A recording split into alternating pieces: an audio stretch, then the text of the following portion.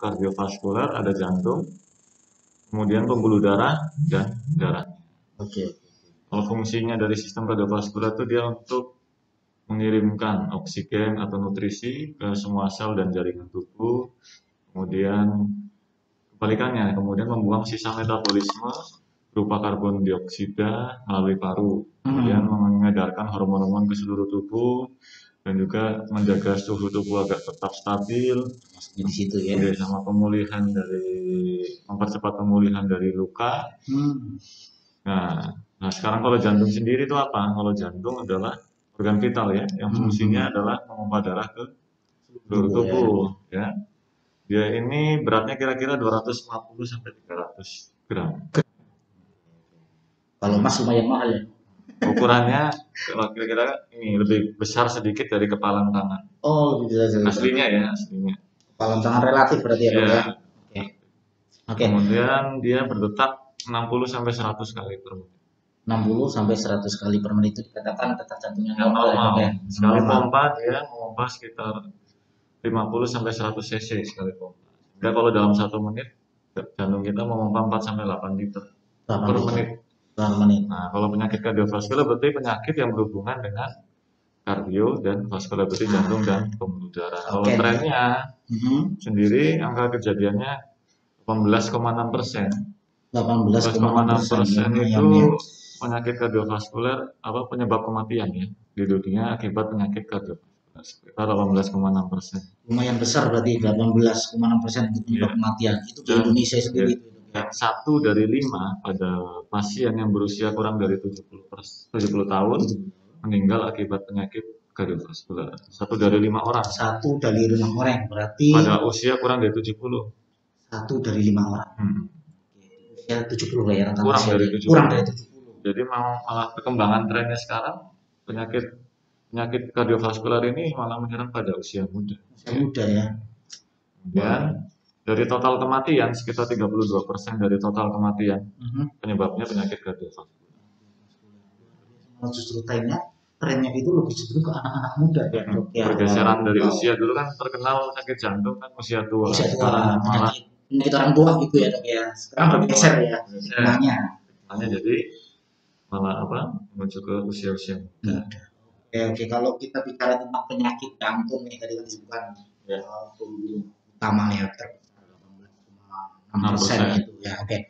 Kalau dari jenis-jenis penyakit itu sendiri, penyakit jantung itu ada tipenya atau pembagiannya tidak Dok? Penyakit jantung sendiri secara umum banyak. Tapi yang paling sering terjadi kita bahas di sini yang sering terjadi saja. Iya, terjadi saja. Nanti kalau banyak kan nanti kita jadi podcast. Jadi podcast nanti. Kan pertama penyakit jantung koroner bisa, kemudian gagal jantung ya, jantung. Kemudian penyakit dengan gangguan irama jantung ya, atau istilah awam aritmia ya. Gangguan irama jantung. Kemudian ada penyakit jantung bawaan, penyakit jantung katup dan lain-lain. Oke. Kalau nih kadang-kadang ada orang-orang awam ya Dok ya yang termasuk dalam kategori apa sih itu masuk angin duduk ya? Apa itu masuk angin duduk itu penyakit jantung atau bukan? Yang tiba-tiba orang dengan aktivitas duduk atau rebahan dia hilang kesadaran sampai meninggal. Itu termasuk apa Dok? Memang istilah di awam terkenal angin duduk ya, tapi kalau dalam istilah medis atau kedokteran serangan jantung. Serangan jantung ya maksudnya. Serangan jantung atau sindrom koroner akut. Itu istilah kedokteran. Dokternya apa? Kalau definisinya itu adalah gangguan dari fungsi otot jantung. Jadi fungsi otot jantung ini terganggu gara-gara otot jantungnya nggak dapat suplai darah yang cukup. Nggak dapat suplai darah cukup gara-gara apa? Gara-gara ada penyempitan di pembuluh darah jantungnya akibat kerusakan dinding lapisan pembuluh darah. Jadi kalau kita perhatikan di sini, ya jantung itu adalah sekumpulan otot ya yang tadi fungsinya mengalirkan darah seluruh tubuh. Nah ini di otot-otot jantung ini berjalanlah suatu pembuluh darah. Inilah yang memberi makan otot jantung. Supaya dia bekerja ada yang ngasih makan, yang ngasih makan pembuluh darah ini. Berarti luar biasa kerja jantung itu ya. Jadi pada suatu kondisi di mana terjadi penyempitan dari pembuluh darah yang merah-merah ini, sehingga suplainya akan berkurang atau malah tidak ada buntu sama sekali, sehingga ada beberapa daerah jantung yang tidak atau mendapatkan aliran darah yang lebih sedikit atau tidak. Itu yang namanya serangan jantung. Otomatis karena tidak mendapatkan aliran darah yang cukup, fungsinya atau kerjanya menjadi berkurang. Harusnya pompanya mungkin kuat seperti ini ya. Kemudian karena ada serangan jantung, mungkin beberapa daerahnya menjadi tidak aktif. Ini misalnya agak telat ya. Misalnya yang serangan di sini. Berarti kan yang bawah sini tidak mendapatkan. Nah, harusnya dia gerakannya bagus, kembang kempisnya bagus. Karena jantung itu geraknya seperti ini ya. Iya, kembang kempis. Iya betul. Betul. Ya, jadi ada gerakan otot jantung yang mengalami keterlambatan atau malah berkurang penyempitan. Yang terkenal di kedokteran istilahnya aterosklerosis. Oke, terus kita juga ada nih tentang penyakit jantung koroner, definisinya dan penyebab gejala atau faktor resikonya seperti apa ini Bapak untuk penyakit jantung koroner. Nah, kalau serangan jantung itu adalah itu sama aja seperti penyakit jantung koroner. Penyakit jantung koroner ya serangan jantung. Salah satu bagiannya adalah serangan jantung. Ini tadi penyebabnya ada penyempitan. Tetap penyempitan di situ ya. Ada penumpukan lemak di bawah pembuluh darah. Termasuk kolesterol. Iya. Jadi yang dibayangkan penumpukan penyempitan itu bukan seperti selang yang ada keraknya. Bukan ya. Tetapi penumpukannya itu dia dari luar menekan ke dalam. Oke, berarti kelemahan otot Kaisar itu ini pembuluh darahnya kayak apa ibaratnya? Kayak kita nyiram tanaman pakai selang ditekan dari luar. Dilihat dari lubang selangnya ada penyempitan. Jadi kadang orang berpikir, oh ini ada penumpukan lemak pembuluh darah itu seperti selang ada keraknya. Salah. Berarti memang bukan ya. Bukan, tapi makanya dari luar ke dalam. Nah, sehingga kalau ada berita kan ada berita beredar berikan obat ini untuk menghancurkan sumbatan ya kurang tepat ya karena sumbatan itu sendiri bukan seperti obat kan akan berjalan di dalam pembuluh darah sedangkan tadi penyempitannya dari luar ke dalam. Logikanya mungkin orang-orang itu kan jadinya obat itu masuk pembuluh darah plaknya hancur gitu.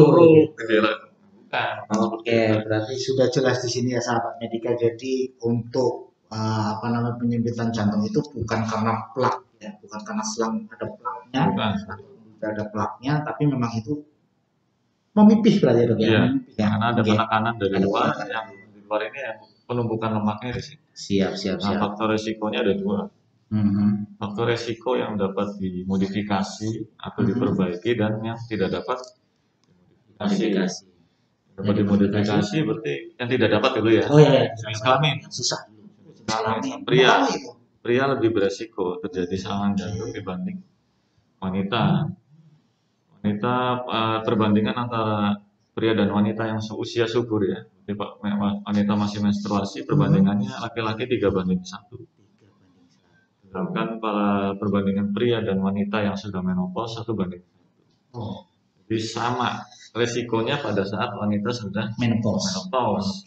Karena wanita diuntungkan dengan adanya estrogen. Estrogen itu malah justru melindungi dinding pembuluh darah itu. Kenapa kok laki-laki alasannya lebih rentan karena nggak ada estrogen?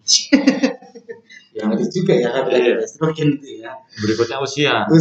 Yang usia otomatis makin tinggi usia, maka angka kejadian serangan jantung akan lebih tinggi. Kemudian keturunan itu maksudnya ras ya. Pada ras-ras tertentu lebih rentan untuk mengalami serangan jantung.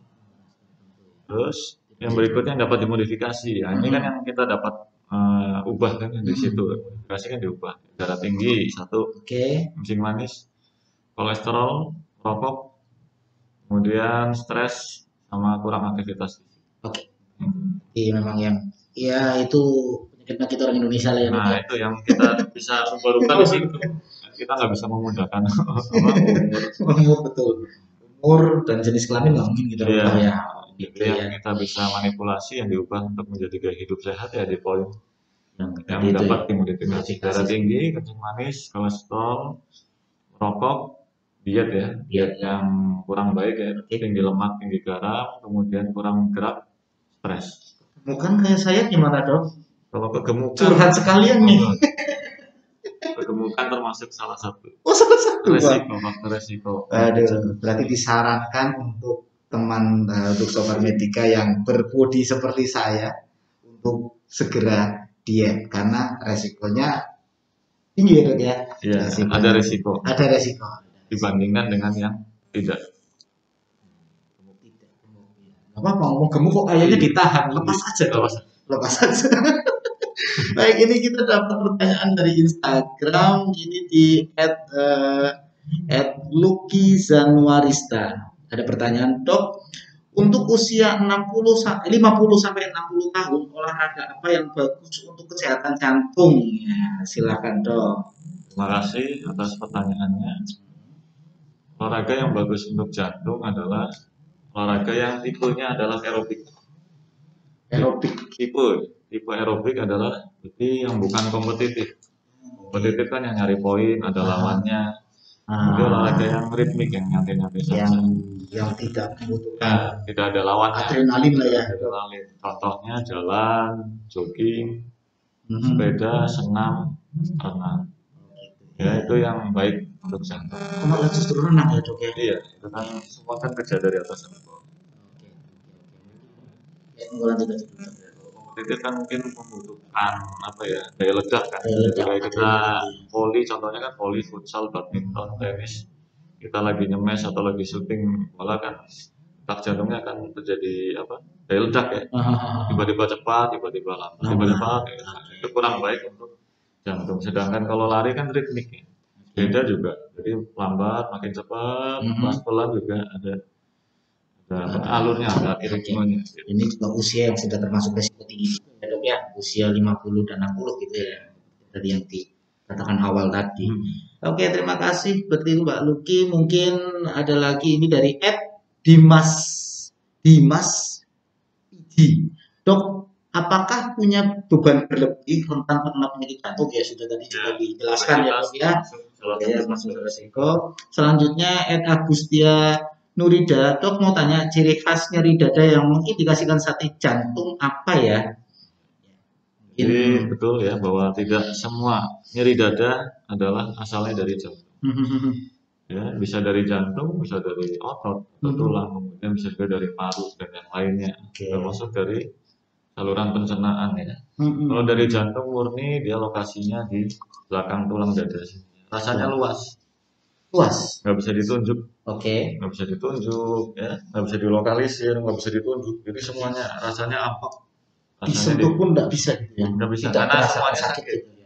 Bukan di sini tuh, bukan. Jadi rasanya semuanya luas, kemudian rasanya seperti dinding beban, kemudian diremas-remas, terbakar, ya, ditekan. Durasinya ini lebih dari 20 menit biasanya. Keluar keringat dingin, baju basah, mual muntah, kemudian ada penjalaran bisa ke tangan kiri, ke punggung, ke leher, ke rahang bawah. Berarti intinya lebih cenderung ke arah yang sebelah kiri, detak jantung. Mungkin itu sakit nyeri pada dada. Itu nyeri dada yang curiga ke arah jantung, atau istilah medisnya angina ya. Kalau yang bukan ya berarti otomatis misalkan otot ya, bisa ditunjuk. Kalau ditekan-tekan, kita manipulasi, tambah sakit atau tambah enak. Gitu. Berarti kan ada perubahan sensasi terhadap tekanan. Berarti kan logikanya itu di luar, di depan tulang lah. Kan jantung kan di dalam tulang, jadi nggak ngefek. Mau ditekan dari luar ya sakit-sakit aja. Skalanya sama. Kalau berubah posisi tambah sakit, itu juga otot. Berarti sama kayak sakit hati ya, Dok ya? Sakit hati nggak kerasa. Di dada, nyesot, terbeban, dan kayaknya bukan itu juga itu. Oke, malah ngawur ya, kita malah ke situ ya. Oke, kita fokus ke materi tentang Hari Jantung Sedunia dan ini. Oke, ini tentang pertanyaan dari Bintari Purwanto. Kadang dada sakit, kadang dada kiri sakit, udah pernah cek tapi kata dokter nggak apa-apa, gimana ya, Dok? Ya tadi sudah dijelaskan ya, Dok ya, karena tidak spesifik ya, Dok ya. Ya, tadi kita diperiksakan saja. Atau mungkin perlu pemeriksaan tambahan ya, tapi tetap utamanya kan yang tanya-tanya ya, istilah medisnya anamnesis, pemeriksaan fisik ya, nanti pemeriksaan lanjutannya bisa berupa rekam jantung atau EKG. Kemudian kalau curiga ke arah penyempitan enggaknya, kita dapat lakukan treadmill test. Treadmill test. Atau uji latih jantung dengan beban. Oke, banyak saya untuk. Nah itu nanti baru kita bisa evaluasi apakah ini nyeri dada ke arah jantung atau bukan. Oke, kita ke pertanyaan selanjutnya di siapa ini? Maaf 02. Apakah penyakit jantung bisa terjadi tiba-tiba tanpa ada gejala? Monggo dok. Semuanya butuh proses ya. Jadi tidak bisa tiba-tiba, minimal ada gejala-gejala. Kalau dari dan gejalanya itu biasanya pada aktivitas yang berat, terusnya jadi sedang, ringan, dan aktivitas sehari-hari. Jadi mungkin misalnya ya nyeri dada, konteks nyeri dada, nyeri dadanya yang khas ke arah jantung baru muncul pada saat aktivitas berat, contoh mencangkul. Oh lama-kelamaan, kemudian 3 bulan kemudian nyeri dadanya kok jalan di misalkan jalan 100 meter aja udah nyeri, berikutnya lagi nggak diobatin lagi, jalan 10 meter aja nyeri. Nah, misalkan gitu. Terus berikutnya lagi jalan di rumah aja nyeri.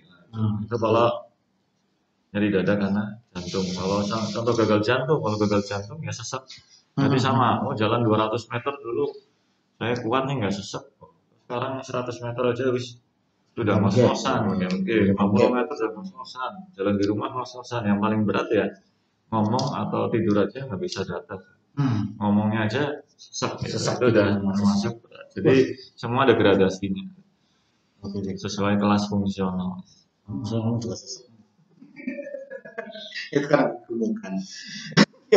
Dari pertanyaan selanjutnya dari Hanum Faini, Dokter Hanum ini, pasien dengan komorbid penyakit jantung apakah boleh vaksin COVID-19 dan jenis vaksin yang aman apa nih? Dok. Pasien dengan komorbid penyakit jantung. Langsung dijelasin vaksin aja ya? Boleh, silakan. Oh iya. Jadi kalau vaksin berdasarkan rekomendasi dari PERKI atau Perhimpunan Dokter Kardiologi Indonesia, Kardiovaskular Indonesia, per 5 Agustus 2021 mengeluarkan 3 pernyataan ya, bahwa 1, pasien dengan penyakit penderita kardiovaskuler yang mengalami kejadian akut. Kejadian akut ini contohnya serangan jantung akut, gagal jantung akut, ataupun gangguan irama yang tidak stabil, kemudian mendapatkan terapi yang optimal sampai dia dinyatakan pulih sembuh, boleh dilakukan vaksinasi setelah 2-4 minggu setelah kejadian tersebut. 2-4 minggu ya. Jadi intinya sudah stabil atau sudah sembuh minimal 2-4 minggu. Jadi misalkan pasien mondok karena gagal jantung ya, kakinya bengkak, kemudian sudah stabil, udah kering lagi, kakinya nggak bengkak lagi, sebulan kemudian atau 2 minggu baru boleh vaksin. Kedua, pasien penderita kardiovaskuler stabil yang mendapatkan prosedur atau tindakan di bidang kedokteran jantung, contohnya pasang ring, operasi bypass, kemudian ablasi kateter, itu boleh dilakukan vaksinasi setelah 1-2 minggu dari tindakan itu. Jadi misalkan habis pasang ring, minggu depannya 1-2 minggu udah boleh ya. Berarti intinya memang harus konsultasi dulu ya dengan dokter jantung tersebut. Terus yang ketiga, pasien dengan darah tinggi ya. Darah tinggi dapat diberikan vaksinasi jika kondisinya stabil dan terkontrol. Kalau dari Satgas Covid sendiri menyarankan idealnya kurang dari 140/90, tetapi dapat juga diberikan pada pasien dengan kurang dari 180/100 jika stabil tanpa gejala. 180/100 jika stabil tanpa ada gejala. Nah, dinyatakan stabil itu apa? Berarti tidak sesak nafas, tidak nyeri dada yang ke arah jantung, tidak gampang lelah, tidak ada keterbatasan fisik aktivitas ringan, tidak bengkak kakinya, tidak berdebar-debar, dan terakhir tidak mengalami penurunan kesadaran. Kalau jenis vaksinnya yang direkomendasikan dari PERKI sendiri semua boleh. Sinovac, Pfizer, Moderna boleh semua. Berarti intinya semua vaksin aman ya? Vaksin aman asal stabil. Stabil ya. Intinya di situ ya. Intinya boleh vaksinasi untuk ini, yang penting stabil. Maupun ada komorbid. Ya baik. Kita ke Facebook nih dok. Ke Facebook kayaknya ini ada fans-fans yang sudah berteriak-teriak ingin dibacakan komentarnya. Tapi kayaknya sudah kita bahas sih dari Dokter Anggita Budi Wahyono. Dok, kalau berat badan berlebih, ini nyindir saya nih Dokter Anggita nih. Beban jantung, sorry, dok kalau berat badan berlebih, beban jantung berat ya. Sebelahnya dokter diingatkan diet dok. Waduh, ini malah ingatan, bukan pertanyaan ini mengingatkan saya. Oke, ini ada lagi dok dari Abrut Prianto Eko. Dok mau tanya, sebaiknya untuk olahraga biar jantung kita tetap sehat itu olahraga apa ya? Tadi sudah ya. Yang aerobik yang ya. Aerobik. Yang tipenya aerobik. Nah ini kalau frekuensi 3 sampai 5 kali. 3 sampai 5 kali dalam satu minggu. Durasi minimal setengah jam. Oke. Dijelaskan ya Mas Abdul ya. Jadi kalau kita, jadi kan dibagi menjadi dua ya, aktivitas sedang atau berat. Kalau aktivitas sedang itu 5 kali dalam seminggu minimal 30 menit. Jadi total 150 menit.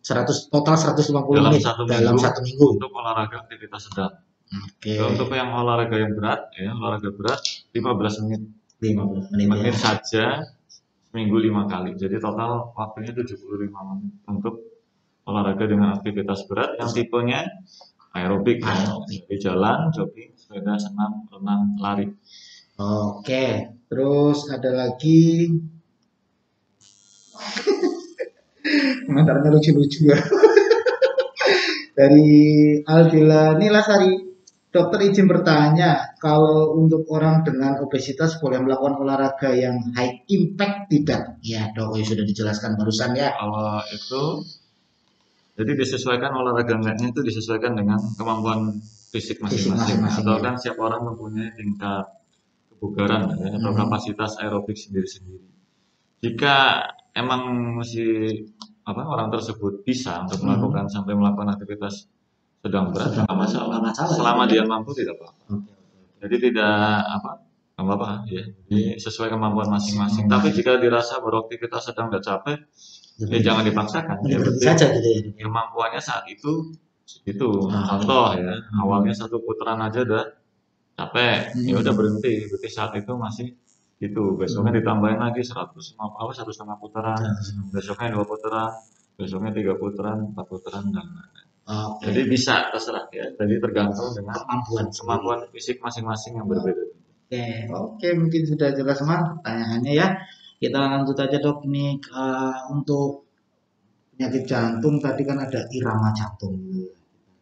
Menyebutkan irama. Itu kalau irama jantung itu bahasa medisnya aritmia gitu ya dok ya. Aritmia itu gejalanya ya, kalau gangguan irama jantung di bagian jantung dibagi 2 ya. Baik itu iramanya terlalu lambat atau terlalu cepat. Irama terlalu lambat. Detak jantung kita tadi. Irama itu berarti detakannya. Detaknya ya berarti irama sama dengan detak guys. Frekuensi 60 sampai 100 kali per menit normal ya. Berarti kalau kurang dari 60 lambat. Kurang dari 60 lambat. Atau bradikardi ya istilahnya. Dan juga kalau bradikardi yang ekstrim ya kurang dari 50. Biasanya masih 50 sampai 60 itu masih bisa ditoleransi lah. Walaupun sudah mulai lambat tapi kadang ada yang tanpa gejala juga. Jadi masih dalam batas normal. Tapi kalau kurang dari 50 sudah terlalu lambat, biasanya muncul gejala-gejala.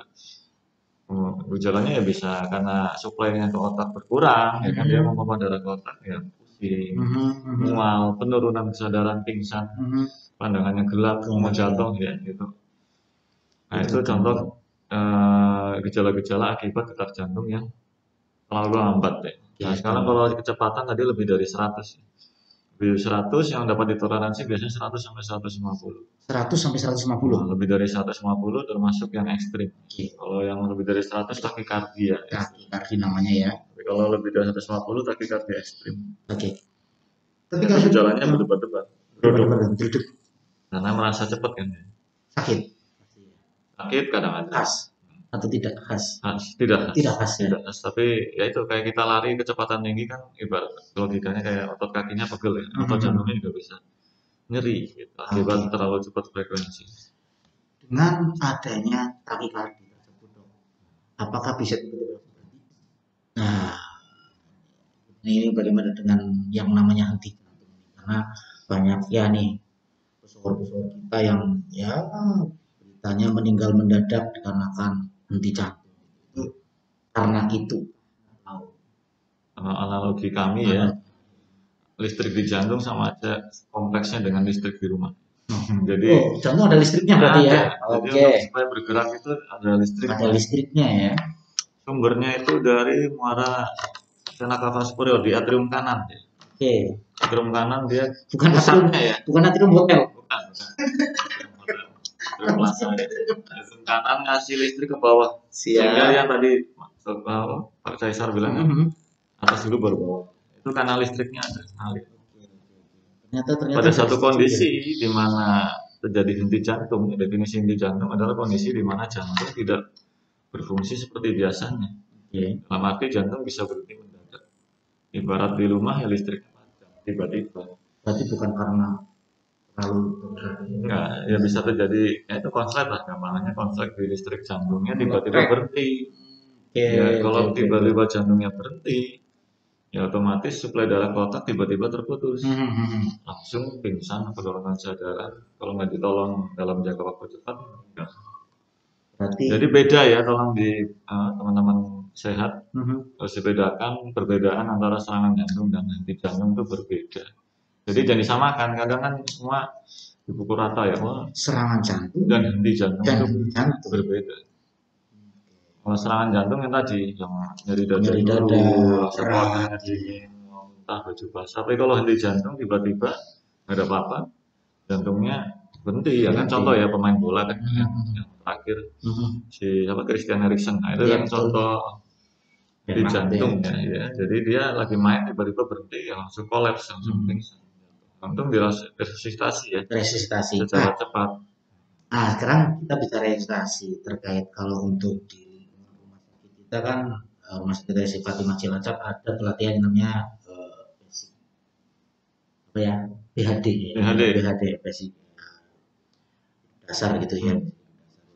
Nah itu untuk apa namanya persentase keberhasilan dari tindakan itu seberapa? Ada tidak? Masalah ya, makin telat 1 menit angka harapan hidup berkurang 7%. Jadi lebih cepat lebih baik. Lebih cepat lebih baik. Karena mengembalikan fungsi sirkulasi. Jadi BHD itu kan bantuan hidup dasar. Bantuan hidup dasar ya. Atau resusitasi jantung paru. Jadi kita menekan kompresi dari luar. Ngasih pijat jantung itu tujuannya menggantikan fungsi jantung. Supaya jantung yang terisi mompa ke otak, ngisi mompa ke otak.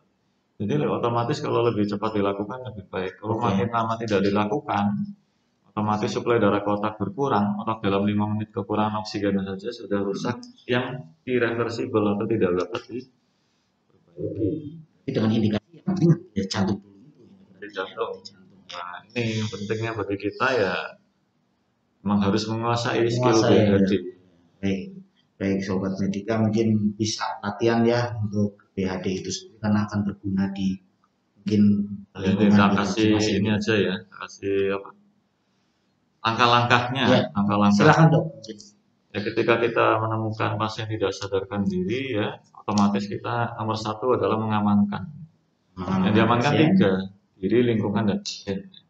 Amankan diri ya, kalau kita misalnya menolong orang dalam kondisi kebakaran, otomatis kita geser dulu, pindahkan pasiennya yang aman atau terhindar dari api. Ya, diri, lingkungan, pasien. Kemudian kita cek kesadarannya, cek kesadaran dengan menepuk bahu. Panggil-panggil nama Pak, Bu. Ya. Kalau memang pasien tidak sadar, baru call help atau panggil bantuan. Kita memanggil bantuan orang, kita tolong dipanggilkan ambulans ya, atau aktifkan sistem kode blue. Ya, kalau di luar rumah sakit ya panggil ambulans, kalau di rumah sakit kode blue ya. Iya, kode blue. Tim reaksi cepat atau TRC. Nah, itu baru kita langkah berikutnya yang keempat. Tadi amankan diri, lingkungan pasien, kemudian cek kesadaran terus memanggil bantuan. Yang keempat adalah mulailah dengan resusitasi jantung paru ya. Dengan kompresi RW dan breathing ya, kita memberikan kompresi dan ventilasi ya, pijat jantung 30 kali, diselingi pemberian bantuan nafas 2 kali. Di sternum maksudnya ya, di tengah dada.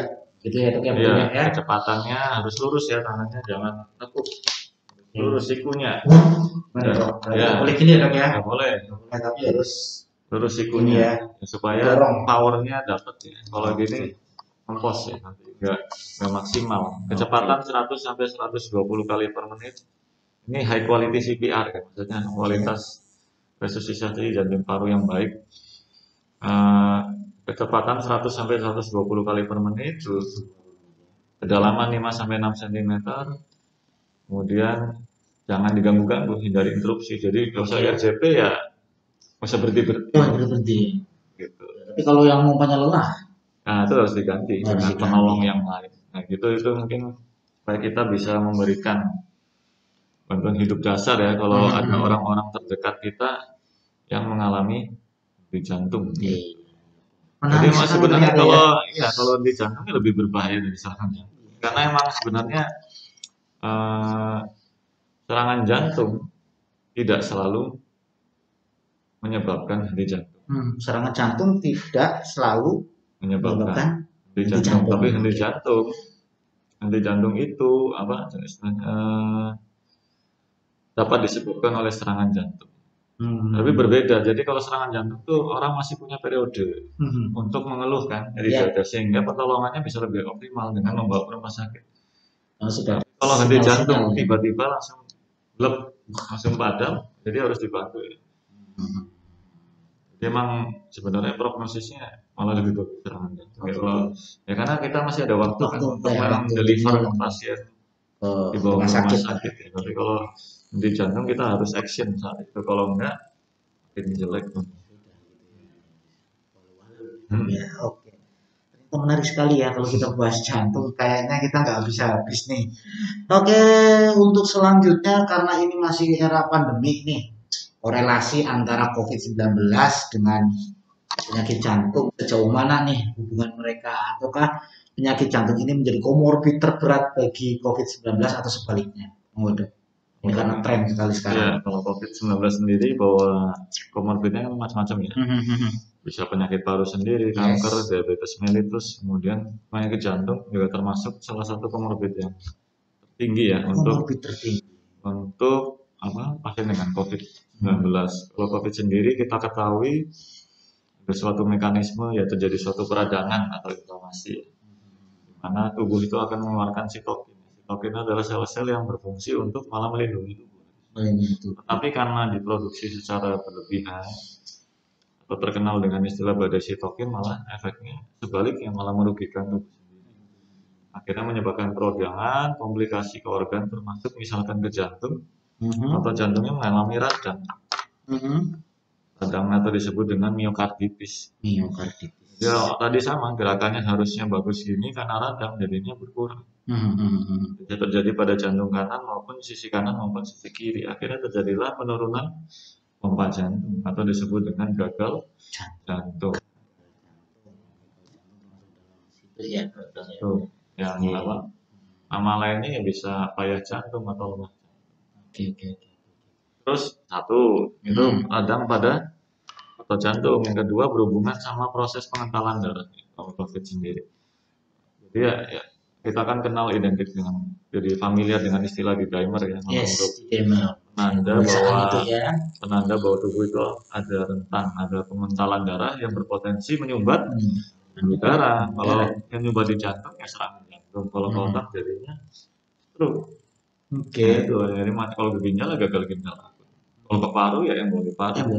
Makanya saturasi bisa turun tiba-tiba ya salah satu bisa karena pengentalan darah. Nah kalau dilalah pembuluh darahnya sendiri itu aja sudah ada penyempitan, ketambahan ada trombus atau bekuan darah yang lepas tadi akibat COVID, nyumbat ya serangan jantung.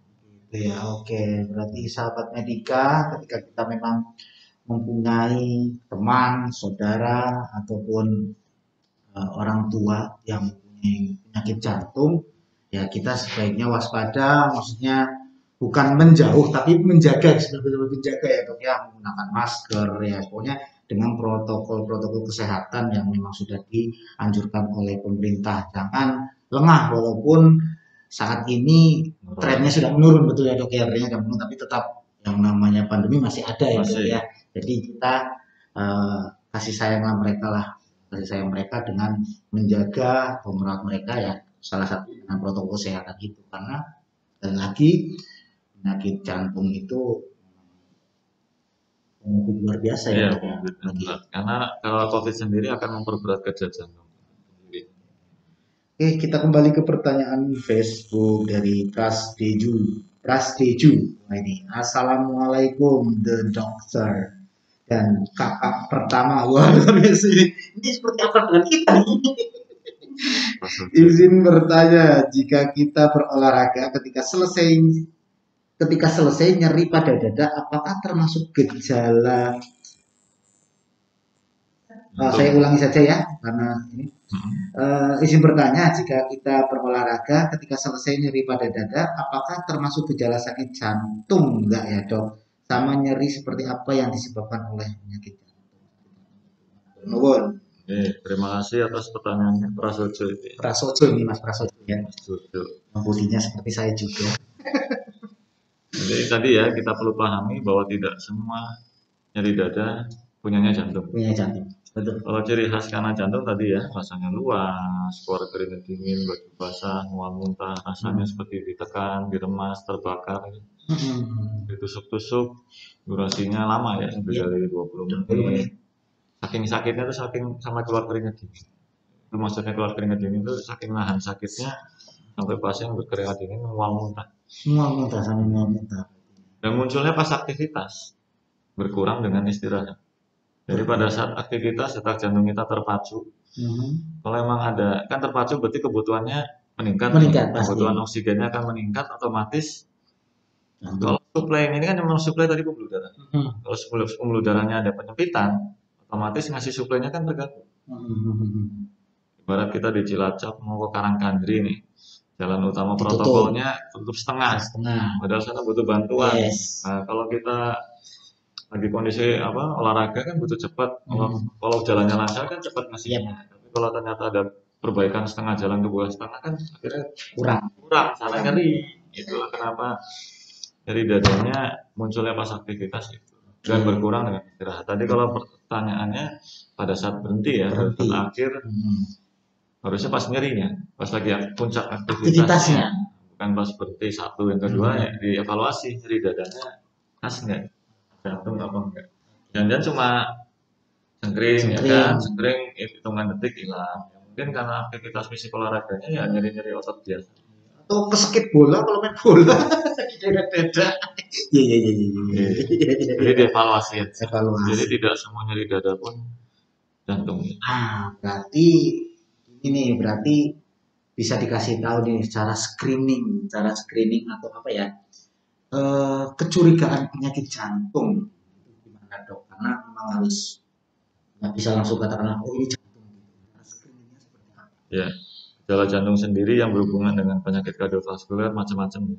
Bisa sesak, nyeri dada, palpitasi, berdebar-debar, pingsan, kemudian kaki bengkak ya, kadang batuk juga, batuk berdarah ya. Cara screeningnya otomatis memeriksakan ya ke dokter atau ke pusat kesehatan, digali anamnesisnya, dicari riwayatnya, sesaknya seperti apa, nyeri dadanya seperti apa ya, apakah mengarah ke jantung atau enggak. Jadi kalau jantung, kalau nyeri dada karena penyempitan seperti tadi.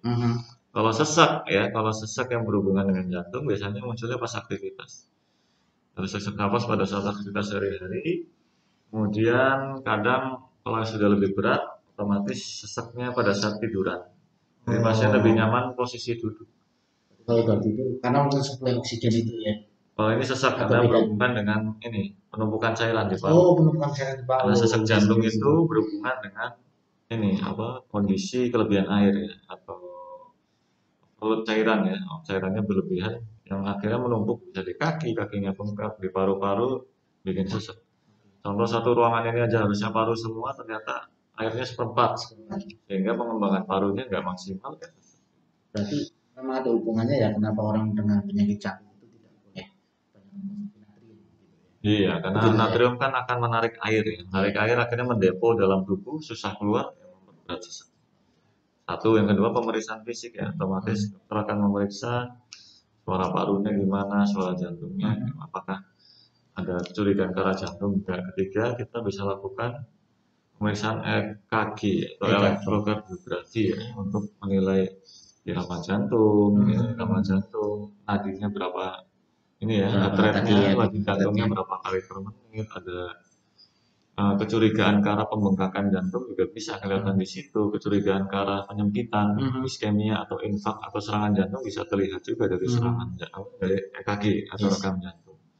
EKG kan merupakan suatu pemeriksaan yang murah ya, mudah dilakukan, gampang dipelajari juga ya, memasangnya. Kemudian EKG sudah ronsen, ronsen kita bisa evaluasi ya, apakah ada pembengkakan, bagaimana gambaran dari corakan parunya ya, apakah ada ke arah bendungan cairan atau enggak, nanti bisa dievaluasi dari foto. Kemudian yang berikutnya modalitas yang paling kita tinggi lagi ya USG jantung atau ekokardiografi.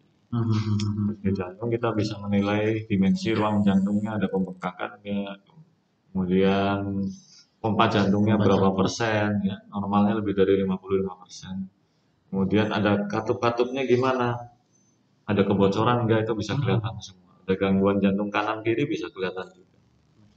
Treadmill berikutnya. Nah tadi kalau eko sudah, treadmill tadi untuk mengevaluasi kecurigaan karena penyempitan pembuluh darah jantung bisa dievaluasi dari treadmill. Treadmill kan jalan di mesin ya, nanti ditempel alat EKG, nanti setiap 3 menit akan direkam jantungnya, nanti dievaluasi ada gambaran perubahan dari rekam jantungnya setelah jantung dikasih beban, semakin cepat apakah muncul nyeri dada apa enggak, atau EKG-nya berubah atau enggak. Nah itu berikutnya lagi bisa dilakukan MRI jantung. MRI itu lebih dalam lagi, fungsi CT scan koroner, jadi pembuluh darah koroner bisa di CT scan untuk melihat penyempitannya. Oke, penyempitan atau penyumbatan? Sama ya. Nah, penyempitan atau penyumbatan yang paling tinggi kateterisasi jantung. Kateterisasi jantung yang benar-benar objektif, golden standard untuk menilai ada penyempitan ada apa enggak. Yang bisa dilakukan di RSI, EKG, rekam jantung sama USG. Rekam jantung sama USG jantung. Ekokardiografi kita sudah punya di Cilacap, dan operatornya di sebelah saya. Kan sebelah sana. Saya di sebelah sana. Iya. Dok, sebelum kita mengakhiri ini, kasih dong tips-tips gimana cara hidup sehat, terutama bagian jantung kita ya, di era pandemi sekarang nih kan aktivitas sangat dikurangi ya dok ya. Gue dong perlu asupan tips. Dari pandemi sendiri ya, COVID ini kan masih pandemi ya, kita tidak tahu kapan selesainya, tergantung kita semua. Bagaimana kita menaati atau melaksanakan protokol kesehatan kan, berkembang dari 3M, 5M, 6M sampai 7. Iya kan, memakai masker, mencuci tangan, menjaga jarak ya. Yang paling riskan sekarang ya berkumpul ya, makan bersama ya, yang tidak kita ketahui status kesehatannya, sama menghindari keramaian. Terus yang kedua, bagi para penderita penyakit kardiovaskular harus tetap rutin berobat. Jangan takut ke rumah sakit ya. Jangan takut ke rumah sakit, harus rutin minum obat. Walaupun vaksin sekalipun, obat tetap lanjut. Jadi bukan berarti vaksin kemudian obatnya di stop dulu sebelum vaksin, enggak ya. Obat anggap enggak divaksin, itu biasa aja. Hanya melindungi saja ya dok ya. Tapi kalau jantung ya perlu obat juga. Perlu obat juga rutin. Nggak usah takut ke rumah sakit, nanti takut di-COVID-kan, enggak ya. Tidak, rumah sakit tidak pernah COVID-kan guys. Ya, terus karena penyakit jantung itu penyakit kardiovaskular bisa dicegah. Bisa diobati. Caranya yang pertama tadi, kalau punya darah tinggi ya target tensinya kurang dari 140/90. Kurang dari 140/90. Jika punya kencing manis atau diabetes mellitus, target HbA1 kurang dari 7%. Ya. Tulisan laporan. Harus laporan. Ini kan cara mencegah pencegahan kardiovaskular.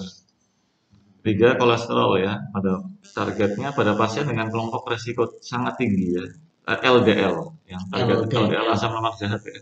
kurang dari 70 mg per desiliter. LDL kurang dari 70 Pada mg. kelompok resiko yang sangat tinggi. Kalau resiko tinggi kurang dari 100 mg per desiliter.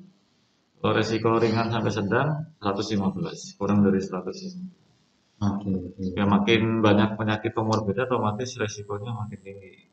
Untuk kemudian yang HDL pada pria targetnya lebih dari 40 mg per desiliter, HDL pada wanita lebih dari 45 mg per desiliter. HDL kan asam lemak baik. Kemudian trigliserid targetnya kurang dari 150 mg ya. Dari 100 kurang dari 150 mg per desiliter ya, bukan sayur bening. Oke. Darah tinggi, kencing manis, kolesterol, kemudian diet yang dihindari yang tinggi lemak, tinggi garam. Tinggi lemak, tinggi garam pasti ya, banyak natrium ya. Ya, yang disarankan adalah yang berkonsumsi itu gandum ya, misalnya gandum, sayur-sayuran, buah-buahan, ikan, ya, baik untuk jantung. Kemudian 5, hindari merokok, apapun alasannya ya. Apapun alasannya hindari rokok ya, baik itu pasif maupun pasif. 5, 6, olahraga tadi sudah dijelaskan ya, bahwa olahraga tipenya aerobik untuk aktivitas sedang 5 kali dalam seminggu minimal 30 menit, sehingga total dalam 1 minggu 150 menit untuk olahraga aerobik yang intensitas sedang. Kalau intensitas berat cukup 15 menit 5 kali seminggu, total berarti 75 menit untuk aktivitas berat. Dan disesuaikan dengan kondisi sesuai kemampuan fisik masing-masing. Setuju? Berat badan. BMI, body mass index atau indeks massa tubuh udah dihitung? Belum. Takut ya? Nggak takut sih. Cuman males aja. Indeks massa tubuh berarti berat badan dalam kilogram dibagi tinggi badan dalam meter dikuadratkan. Ya, berat badan dikali tinggi badan dalam meter dikuadratkan. Berat badan dikali tinggi badan. Misalnya 100 ya. Tingginya 170 berarti 1,7 kan? 1,7 betul. Dikuadratkan. Oh, dikuadratkan. Jadi 100 dibagi 3,84. Ya, nanti ketemu berapa? Itulah ya dok ya berarti. Targetnya 20 sampai 25. Yang ideal 20 sampai 25. Kalau kurang dari itu underweight, kalau kurang dari 20 underweight, kalau lebih dari 25 overweight atau obesitas. Terus lingkar perut, ya lingkar perut laki-laki kurang dari 94 cm. 94 cm berarti kalau beli celana berapa ukurannya? 34 ya. Wanita kurang dari 80 cm itu target yang diharapkan. Oke. Gitu. Berarti itu tips-tips untuk kita semua menjaga kesehatan, terutama kesehatan jantung di era pandemi. Terus dokter nih olahraganya cuma jogging aja atau apa dok? Sementara ini masih ya, selalu jogging. Nanti ngelirik sepeda. Waktunya ya. Oke, mungkin ada satu pertanyaan dari belum dibaca ya tadi ya. Satu pertanyaan dari Instagram @irfan_afriana. Dok mau tanya, kalau kita bangun tidur terus tiba-tiba ada sakit, penyebabnya apa ya? Wah, banyak ya dok ya. Monggo dok. Tiba-tiba tidur, tiba-tiba dada sakit. Kembali lagi, nyeri dadanya seperti apa? Karena tidak semua nyeri dada sakit jantung. Yang kita ketahui pada kalau sedang nyeri dada karena jantung dipicu oleh aktivitas dengan istirahat. Sedangkan kalau bangun tidur tentunya kan tidak melakukan aktivitas yang berat ya, otomatis mungkin curiganya ya diperiksakan saja. Tapi kalau dari info yang ada ya kami curiganya bukan karena jantung, mungkin karena otot. Bisa aja aktivitas yang sehari sebelumnya terlalu berat kerjanya, kemudian masih sisa-sisa pegelnya, atau salah posisi tidur kecetit. Tidur sampai kecetit, ini tidurnya sambil silat kayaknya.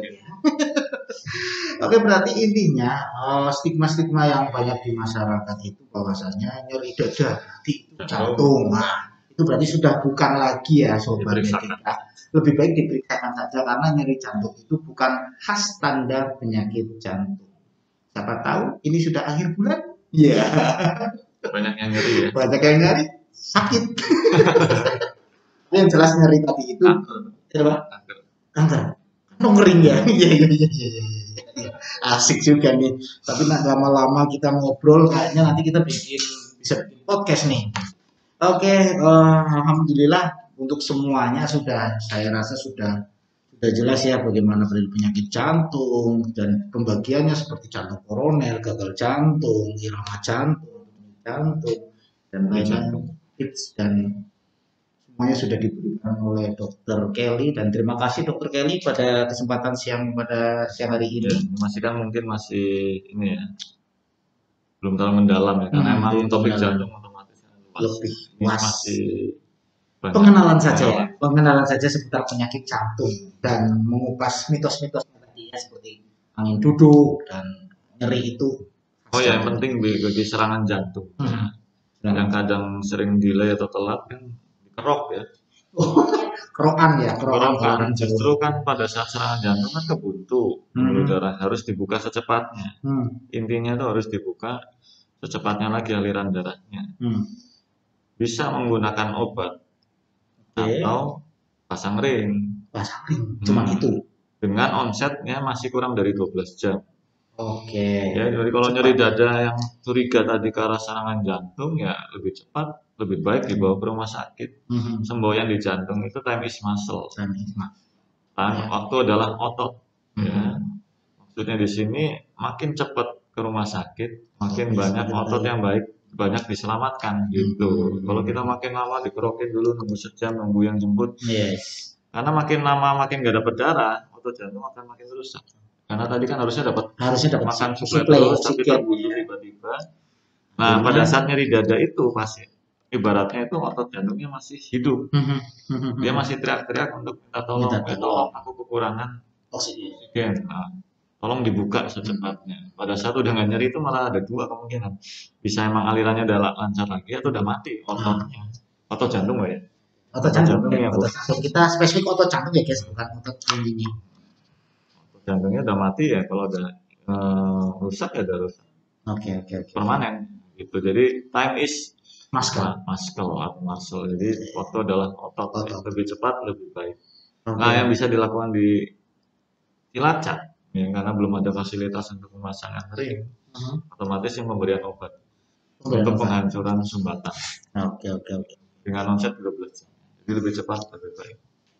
Baik, berarti intinya seperti semboyan tadi ketika sesuatu yang mengarah ke jantung ya kita dikeluarkan dan dikirim ke rumah sakit ya. Dan ditunda. Oh jadi.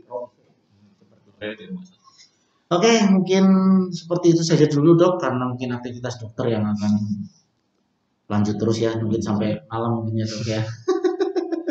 Kita harus kuat ya dok ya, harus kuat ya. Alhamdulillah akhirnya kita tiba pada penghujung acara dan kami berdua undur diri. Mohon pamit, mohon maaf apabila ada kata-kata yang kurang berkenan dan tingkah laku yang kurang berkenan juga, kami mohon dimaafkan dan selalu ikuti terus media informasi kesehatan dan agama yaitu Medika yang akan selalu tayang di IG dan Facebook Rumah Sakit Islam Fatimah. Jangan lupa di follow di akun Facebook Rumah Sakit Islam Fatimah dan IG Rumah Sakit Islam Fatimah. Terima kasih pada kesempatan ini.